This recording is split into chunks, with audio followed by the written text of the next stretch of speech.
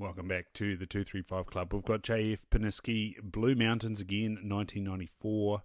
This is number 13 of the 235 Club. It's 12 by 11. The length's 26 and 4 by 26 and 6.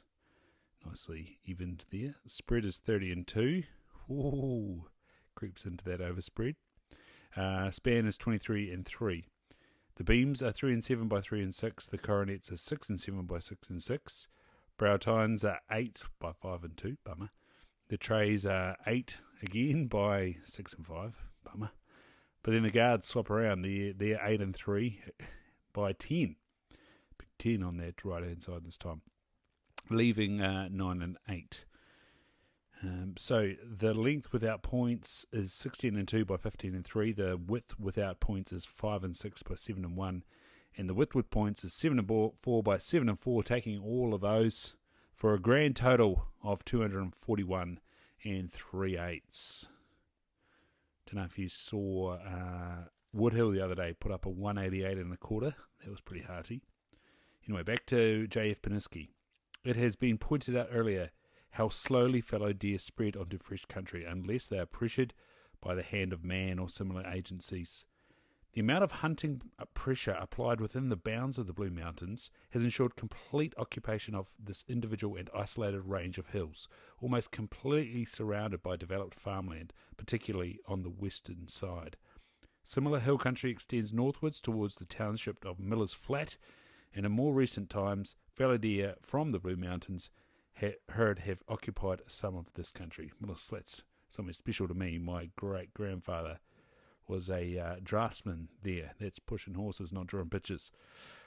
The story of the taking of this particular buck has a rather humorous slant to it.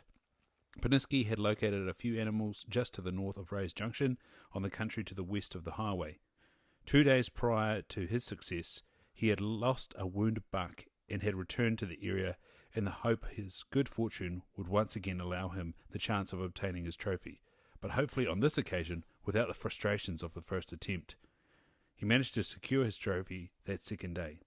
The day he had lost his first buck, another even better animal, the buck that would eventually provide him with a great set of trophy antlers, had been standing side on to him, but he was forced to refrain from firing a shot, because through his telescopic sight, the animal was superimposed against the local Ray's Junction pub. If he had fired and missed, what would have been the outcome? A stream of regulars heading to Gore to purchase some new underwear. Holy heck. That'd be a little bit similar to the Oamaru Hut story, but it's down at the Bruiser, the local pub. Crikey dicks. That'd be the conundrum, all right. Righto, we're off to Rankleburn, again, Blue Mountains. Arthur D. Hancock's 1908. For number 14 of the 235 Club. Make sure you're subscribed, make sure you've left the rating, and join us then. Kia ora, you're listening to the 235 Club. The New Zealand Big Game Record Series, The Fallow Deer, Volume 3, written and compiled for the New Zealand Deer Stalkers Association, Incorporated by D. Bruce Banwell. Volume 3 of the series of New Zealand Big Game Trophy Records, written and compiled by D. Bruce Banwell on behalf of the New Zealand Deer Stalkers Association, Incorporated. Published by the Halcyon Press, a division of Halcyon Publishing Limited, PO Box 360 Auckland, 1015 New Zealand, printed through Collarcraft Limited, Hong Kong. The copyright D. Bruce Banwell, 2003, first published 2003, all rights reserved.